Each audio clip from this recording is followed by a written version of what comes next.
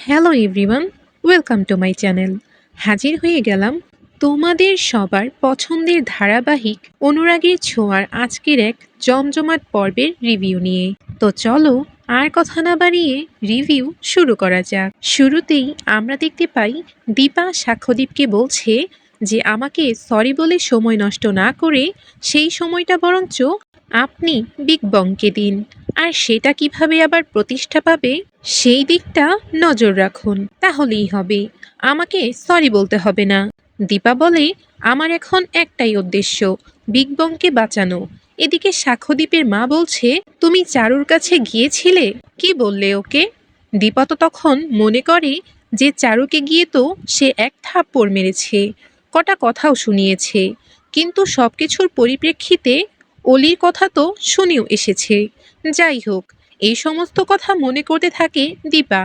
এরপরে কিছু বলতে যাবে কি ওখানে ডক্টর সেনগুপ্ত চলে আসে, মানে সূর্য। দীপা বলে আপনি এখানে? সবাই সূর্যকে দেখে অবাক হয়। তখন সূর্য বলে আমি সবটা শুনে এসেছি। তখন দীপা বলে আপনাকে এসব কথা কে জানালো? তখন তরিতা বলে আমি বলেছি। তখন রূপা মনে মনে বলে বাহ মাহু বাহ, তুমি আজকে খুব ভালো একটা কাজ করেছো। যেটা আমি করতে পারিনি সেটা তুমি করে দেখিয়েছো। একদম সঠিক জায়গায় সঠিক কথা গিয়ে বলেছো। সূর্য তখন দীপাকে কিছু বলতে গেলে দীপা বলে আমার আপনার সাহায্যের কোনো প্রয়োজন নেই, আমি নিজেই সবটা দেখে নিতে পারবো। সূর্য বলে আমি তো তোমাকে সাহায্য করতে চাইছি মাত্র। তখন দীপা বলে না, আমার আপনার সাহায্যের কোনো প্রয়োজন নেই। সে আরও বলে এই যে দেখছেন আমরা এখানে সবাই একসাথে আছি, আমরা সবাই মিলে এই ব্যাপারটাকে হ্যান্ডেল করতে পারবো, আপনাকে এর মধ্যে ঢুকতে হবে না। এরপরে তো সূর্য রাকেশকে বলে কেন করলে তুমি এমনটা? হ্যাঁ, তোমার মেয়ের টাকার প্রয়োজন, মানে মেয়ের চিকিৎসার জন্যে, তা বলে তুমি এরকম একটা কাজ করবে? এরপরে সূর্য আবারও দীপাকে বলে দীপা, তোমার যা যা ক্ষতি হয়েছে। দীপা তখন কথা কেটে বলে যা ক্ষতি হওয়ার বিগ বংয়ের হয়েছে, আমার কোনো ক্ষতি হয়নি, আর এই সমস্ত কিছু নিয়ে আপনাকে ভাবতে হবে না। সূর্য তখন সব কিছুর জন্য এসে সরি বলে। তখন দীপা বলে দেখছেন তো স্যার, সবাই শুধু আমাকে সরি বলতেই ব্যস্ত, সরির কিন্তু কোনো অভাব নেই। দীপা বলে আমাদের এখন কোনো সম্পর্কই নেই, স্বামী স্ত্রীর সম্পর্কের মেয়াদ খুব অল্প দিনের ছিল, আর আমাদের মেয়ে সে তো আমাকে মা বলে মানেই না, তাই আমাদের সব সম্পর্কই শেষ। সূর্য বলে আমি জানি দীপা, তুমি জীবনে অনেক কষ্ট সহ্য করেছো, অনেক অনেক আঘাত পেয়েছো, কিন্তু তুমি তো একা পাওনি বলো, সঙ্গে তো আমিও পেয়েছি, আমারও তো একটাই হৃদয়, তাই নয় কি? এরপরে রাকেশের কাছে যায়। রাকেশ তো ডাক্তারবাবুর পায়ে পড়ে যায়।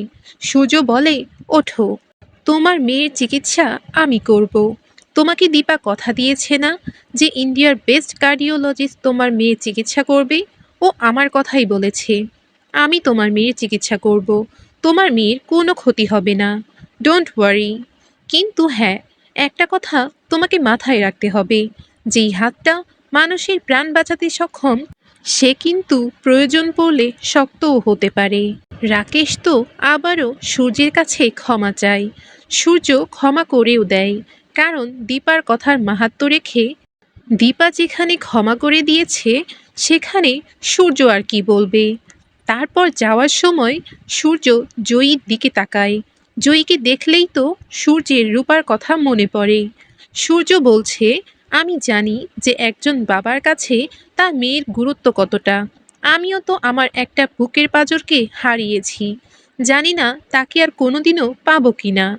জয়ীর কাছে যায়, জয়ীকে গিয়ে জড়িয়ে ধরে আর কাঁদতে থাকে এবং বলে জানিস, যতবার তোকে দেখি না ততবার আমার মেয়ের কথাই মনে পড়ে, আমার রূপার কথা। আজকে যদি সে এখানে থাকতো তাহলে তোর আর ওর মধ্যে কোনো অমিলই খুঁজে পেতাম না আমি। রূপাকেও আমরা তখন কাঁদতে দেখতে পাই, আর সে মনে মনে বলে তুমি এতটা কষ্ট পেয়েছো বাবা, তুমি আমাকে এতটা ভালোবাসো, তাহলে কি আমি এত বছর ধরে ভুল ছিলাম? আমি কি ভুল বুঝে সবটা হারিয়েছি? এমনটাই ভাবতে থাকে রূপা। আর কোথাও না কোথাও তো এটা সত্যি। রূপা ভুল বুঝেই তো সত্যি সবটা হারিয়েছে। যদি রূপা ভুলটা না বুঝতো তাহলে হয়তো ঘটনাটা এতটা দূর এগোতোই না, বা তাদের জীবনটা এতটা এলোমেলো হতো না। সাক্ষ্যদীপের মা বলে, এতটা ভালোবাসে এরা একে অপরকে, কিন্তু তাও সবার থেকে দূরে আছে। সবাই একসাথে থেকেও কতটা আলাদা। আর আমি সমস্ত সত্যিটা জানার পরেও কাউকে কিচ্ছু বলতে পারছি না। তা না হলে আমার স্বাক্ষর কি হবে? আমার স্বাক্ষর কাছে তো জয়ী ছাড়া আর কেউই নেই। সূর্য এবার বলে, তার আগে আমাকে একটা কাজ সারতে হবে, যেই কাজটা খুব জরুরি। এই বলে সূর্য বেরিয়ে পড়ে। দীপা কিন্তু চিন্তায় পড়ে যায় যে উনি কোন কাজ সারার কথা বললেন। এবার সূর্য চলে আসে বাড়িতে। বাড়িতে সূর্যকে দেখে তো চারু খুব ভয় পেয়ে যায়, কারণ সূর্য তো সত্যিটা জেনে গেছে। আর চারুর মনে ভয় যে সে সব কিছু জেনে যায়নি তো। অলি দৌড়ে আসে বাবার কাছে, যে বাবা, অনেক হয়েছে, আর আমার কিচ্ছু ভালো লাগছে না। এবার কিন্তু তুমি চারুকে বিয়ে করো, আর আমি এসব সহ্য করতে পারছি না। আবার তার শুরু হয়ে গেছে একই নটাঙ্কি। আবার সব কিছু চলছে একই রকম। সূর্য কিন্তু আর সহ্য করবে না বলেই ডিসাইড করে এসেছে, এবার সে আর কোনো অন্যায় মেনে নেবে না। সে অলিকে বলে, shut up, just shut up. এতদিন ধরে তোমার সব কথা আমি শুনেছি। তুমি যা বলেছ আমি তাই করেছি, কিন্তু আর কোনো কথা তোমার আমি শুনব না। তুমি বোধহয় ভুলে যাচ্ছ যে তোমার বার্থ সার্টিফিকেট তোমার বাবার জায়গায়, কিন্তু ডক্টর সূর্য সেনগুপ্তের নাম লেখা আছে। সুতরাং ডক্টর সূর্য সেনগুপ্ত মানে আমি আমার লাইফের সিদ্ধান্ত যেগুলো, সেগুলো আমি নেব, অন্য কেউ নয়। আর তোমার জীবনের যা সিদ্ধান্ত সেটাও আমি নেব, কারণ আমি তোমার বাবা, আর সেটা তুমি মানতে বাধ্য। হ্যাঁ, এরপরে তুমি হাঁপাবে, তোমার শ্বাসকষ্ট হবে, তুমি কষ্ট পাবে। ইন্ডিয়ার বেস্ট ডক্টরকে দিয়ে তোমার ট্রিটমেন্ট করাবো, কোনো অসুবিধে নেই। তোমার বাবা সেই সমস্ত কিছু দেখে নেবে। তোমার এই ব্যাপারে নাক গলানোর কোনো দরকার নেই। আর তোমার যদি কোনো সমস্যা থাকে তাহলে কোনো বেস্ট হোস্টেলে পাঠিয়ে দেব, কিন্তু শর্ত একটাই, আমি যেটা বলবো সেটাই তুমি করবে। সূর্যের মুখে এই সমস্ত কথা শুনে তো অলি আর চারু দুজনেই অবাক হচ্ছে। সূর্য বলে, এখন এখান থেকে যাও। শুনছ না অলি? যাও নিজের ঘরে। অলি তাও শুনল না, তাকিয়ে আছে তার বাবার দিকে। এবার সূর্য চিৎকার করে বলে, আউট। তারপরে চমকে ওঠে অলি। চারুও যেন কেঁপে ওঠে, কিন্তু তারপরও অলি নিজ জায়গায় দাঁড়িয়ে থাকে। আর তখন সূর্য অনেক বেশি রেগে যায় আর বলে, কি হলো, কথা কানে যাচ্ছে না তো? সূর্য তখন হাত ধরে টানতে টানতে নিয়ে যায় অলিকে তার ঘরে। আর অলি বলে, ছেড়ে দাও বাবা, ছেড়ে দাও, কি করছো তুমি বাবা? কিন্তু সূর্য তার কোনো কথা শোনে না। সে অলিকে টানতে টানতে ঘরে ঢুকিয়ে ঘরের দরজা লক করে দেয়। এবার তো সূর্য নিচে নামতেই চারু শুরু করে দেয়। চারু বলে, আমি সব কিছু তোমাকে পাওয়ার জন্য করেছি এসএস, প্লিজ আমাকে ক্ষমা করে দাও। কিন্তু সূর্য পরিষ্কার করে বলে দেয়, তুমি আমাকে কোনো দিনই পাবে না। চারু এটা শুনে অবাক হয়ে যায়। সূর্য বলে, যেটা তুমি করলে এরপর তো কোনো দিনও পাবে না আমাকে। তোমার সাহস হলো কিভাবে? তুমি এত বড় ক্ষতি কি করে করলে দীপার? আমার স্ত্রীর যে ক্ষতি করার চেষ্টা করেছে বা আগামী দিনেও করবে, তাকে কোনোদিনও আমি ক্ষমা করব না, কোনো দিনও না। আজকে থেকে তুমি আমার চোখে অনেকটা নিচে নেমে গেলে। আর এটাও নিশ্চয়ই বুঝতে পারছো যে আজকের পর থেকে আমার মেয়েকে আমি আমার লাইফ কন্ট্রোল করতে আর দেব না। আর এরপর থেকে তুমিও আমার লাইফে আর ইন্টারফেয়ার করবে না, আর আমার লাইফকে কন্ট্রোল করার চেষ্টা করবে না। এইভাবে বলে চলে যায় সূর্য। সূর্য চলে যাওয়ার পর তো অলির দরজাটা খুলে দেয় চারু। এবার অলি প্রশ্ন করে চারুকে যে বাবা এমনটা কেন করলো? বাবা তো এর আগে এমনটা কখনো করেনি। ঠিক সেই সময় এখানে মিশকা চলে আসে। অলি মিশকাকে দেখে বলে, আমি জানি না যে তুমি কে, তবে তুমি যদি মিশকা হও তাহলে তুমি কিন্তু আমার শত্রু, আর যা কিছু হচ্ছে তোমার জন্য হচ্ছে।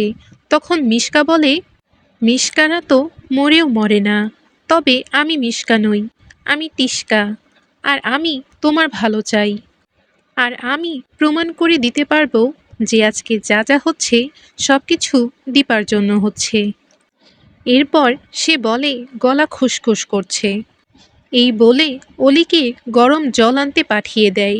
আর এই সুযোগে চারুকে বলে, তুমি চিন্তা করো না, আমি তোমার হেল্প করতে এসেছি, তুমি সূর্যকে পাবে।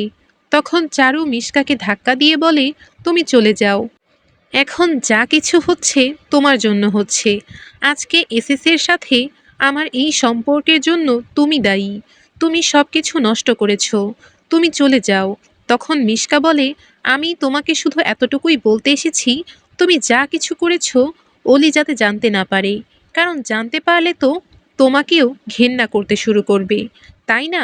তোমাকে আর পছন্দ করবে না, তখন ও তার মায়ের কাছে চলে যাবে। এরকম ভাবে বলতে থাকে চারুকে। আর এদিকে মনে মনে ভাবছে, একবার যদি অলি তার মায়ের কাছে চলে যায় তাহলে তো ওরা এক হয়ে যাবে, ওদিকে সূর্যদীপাও এক হয়ে যাবে, তাহলে আমার কি হবে? এরপরে দেখা যায় রাকেশের মেয়ের অপারেশন করে বেরোচ্ছে সূর্য। সূর্য এসে বলে, তোমার মেয়ে এখন ভালো আছে, কোনো চিন্তা করো না। আর আমি আমার ম্যানেজমেন্ট ডিপার্টমেন্টের সাথে কথা বলে নিয়েছি, আর কটা দিন হয়তো তোমার মেয়েকে হসপিটালে থাকতে হবে, কারণ ওর শরীরটা খুব উইক।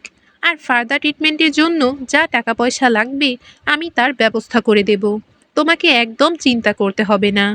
রাকেশ বলে, আপনি ভগবান। সূর্য তখন বলে, না, আমি ভগবান নই, আমি একজন কার্ডিওলজিস্ট, ওই হার্ট নিয়ে একটু কাটাছেঁড়া করি আর কি, ট্রিটমেন্ট করি, কিন্তু ভেতর থেকে মানুষের মনকে বদলানোর ক্ষমতা তো আমার নেই, সেটা যার আছে তুমি বরঞ্চ তাকে এই ক্রেডিটটা দাও, মানে দীপাকে। রূপা এই কথাগুলো শুনে অনেক খুশি হয়ে যায়। রাকেশ তখন তাদেরকে কৃতজ্ঞতা জানায়, আর তাদের কথাবার্তার মাঝেই সেখানে মিডিয়া চলে আসে। আর তখন বিক্রম বলে, এই মিডিয়া ঠিক ঠিক জায়গায় একদম পৌঁছে যাবে। তখন মিডিয়া সূর্যকে প্রশ্ন করে যে এইখানে এরকম একটা বড় হার্ট সার্জারি প্রথমবার হলো, যেটা আপনি করলেন, আপনি তো অনেক বড় একটা কাজ করেছেন।